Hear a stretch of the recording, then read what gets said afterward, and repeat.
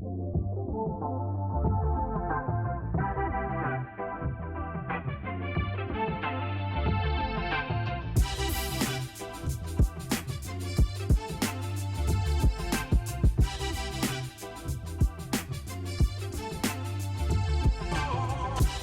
morning, good afternoon, good evening, wherever this finds you at. We like to welcome you to the Front Porch. The Front Porch is brought to you by the North Flint Neighborhood Action Council, Community Foundation of Greater Flint, as well as Census 2020. Please do your census. I am so great and happy to have three esteemed co-hosts with me today, and I'd like to just give them a second to welcome you on their front porch. I'll start today by Sylvester Jones. All right. Good afternoon, good morning, good evening.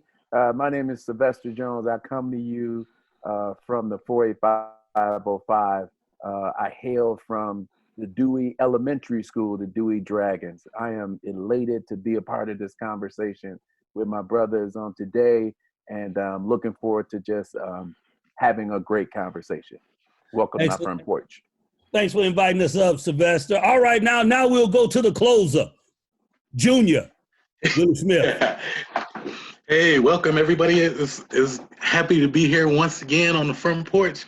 I can't wait to get into this discussion and share ideas and thoughts, and just have you pull up next to me on the porch and let's get this started.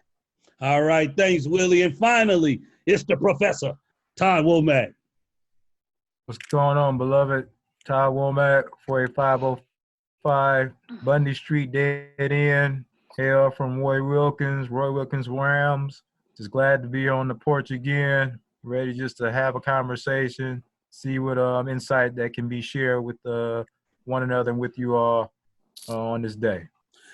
Thank you, Todd. And I am Patrick McNeil. I'll be the host guiding us through this conversation. I also am from the 48505. I come from Pulaski Street in Pearson Hood, and it is a pleasure to be with you on this evening. What we do is we lift up a community proverb, a community saying, an axiom, if you will, that has meant much to us from someone who met us in the beginning of our journey and walked with us as we went further down. And this day, the axiom comes from one of my good friends, Brent Miller. And what Brent used to always say to me and to anybody who was listening to him, that which is understood does not need to be explained. And so with that being said, what was Brent really trying to say? What was he really after? What was he lifting up? And why this saying, of all the things that we talked about over our journey, why this? A lot of times you don't have an understanding of what people are doing or what people really want. And there's some things you don't even really have to talk about. One of the things that I had the awesome privilege of doing is that I grew up with a set of guys who are still my friends if God ain't took them home. We've been hanging with each other since like wet clothes, since we were in kindergarten. And that's actually where I met Brent at, crying about trying not to go into class. And him willing to tell me, it don't matter, man. All we gonna be there is a few hours longer, because I was crying because I didn't want to stay all day. I was good at the half a day mark, but the whole day mark was above my pay grade. I couldn't handle it. And so Brent would share this thought, especially when you were having a conversation about something and he didn't feel like that needed to be talked about. Nothing else really needed to be said. And so he would literally just break out and say, man, that which is understood don't need to be explained. You don't have to tell somebody because there's something inside of us. There was something, a connectedness, if you so will, that we had that didn't allow us to always have to say certain words because the person knew it already.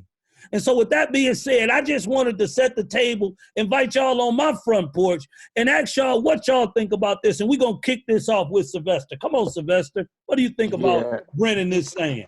Yeah, I think, and I know Brent a little bit. I don't know him as well as you do, but I think what Brent was saying is that there are certain things that are consistent with who we are. There are certain things that, hey man, you already know what that stands for. You already know what that's about. Why are we talking about something that all of us we already well versed at. So I think Brent was saying, man, let's not waste time with what we already know. We already know where we stand on this issue. I think that's what it comes from. All right, sounds good. Sounds good. Come on, Willie, jump in, my friend. Well, for me, I think he was talking about something that is so simple, that has so much common sense to it, that a person should automatically get it. You know, it's implied. You don't have to explain everything, all the individual minutia of stuff to make sure that the person has an understanding of it.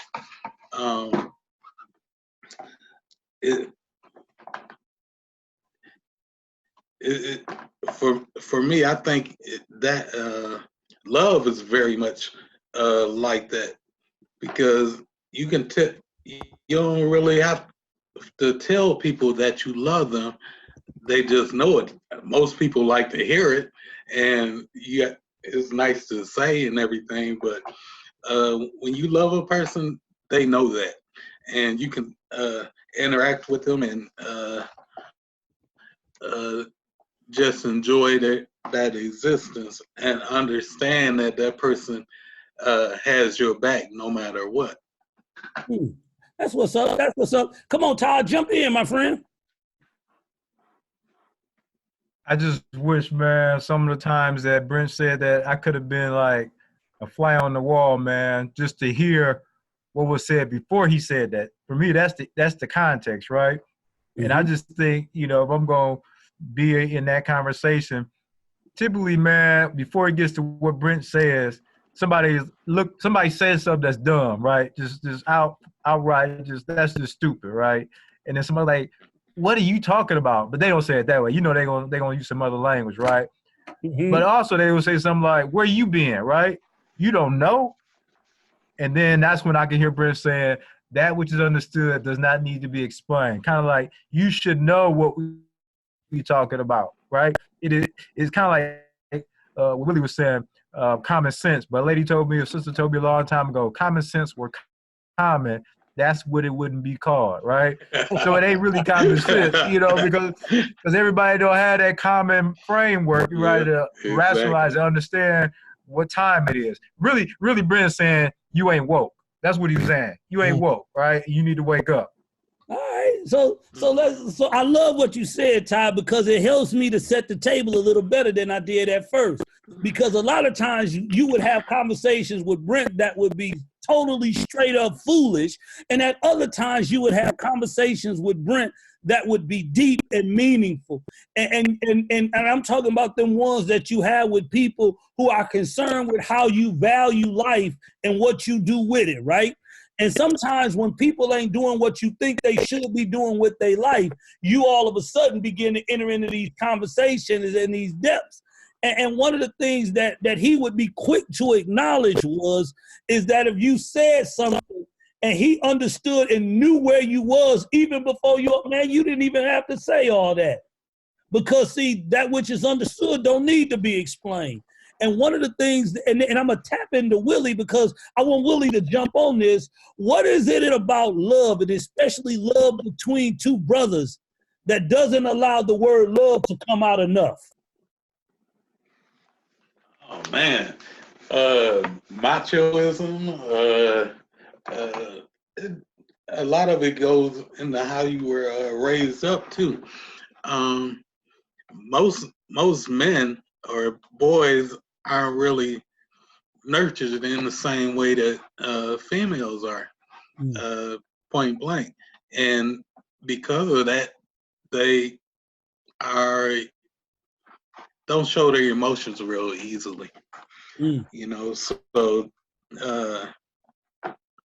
if they can overcome that, you get a lot. I can't talk. If they can overcome that, they can really express themselves and let their feelings flow from their brothers, their sisters, their children, their mother, everybody else who's involved in their life. There you go. I like where you're leaving us at. Come on, Todd, jump in. So I'm thinking about, a soldier in war, right? Not more modern, but maybe more historical, right? That carries a sword and a shield, right? That shield is protect that soldier from being what? Wounded, right? Mm-hmm. Yeah. So I just think, man, in our community, our ancestors, our elders knew that the world that we lived in would wound us unless we protected ourselves. And I'm not saying it's healthy, but I just think one way was guard your heart, guard your feelings, right? Mhm. Because if you expose yourself, the world gonna wound you. The world don't care anything about you. Hell, the world didn't care anything about Jesus. Why would the world care anything about you?